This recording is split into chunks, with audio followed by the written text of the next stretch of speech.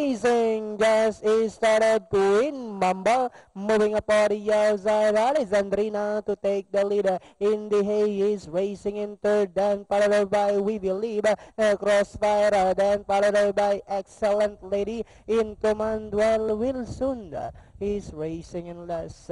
And going along for the first turn, we have Alexandrina. Wilson is down on the inside, or rather, entry number 2, Wilson. Jockey AC de Guzman, left unseated. Back to the leader, we have Alexandrina by about 3/4 of a length lead. And in second, with Queen Mamba, We Believe is racing in third. Then comes in the hay, Crossfire, Excellent Lady, and in command. Back to the leader, Alexandrina, We Believe.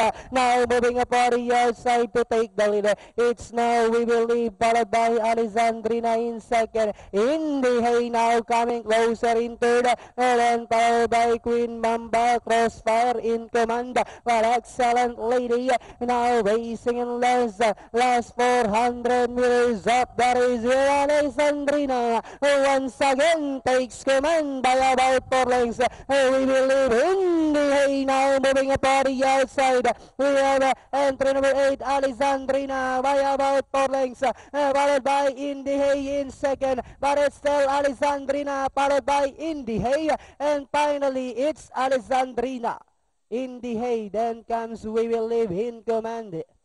Excellent Lady, Crossfire, and Queen Mamba.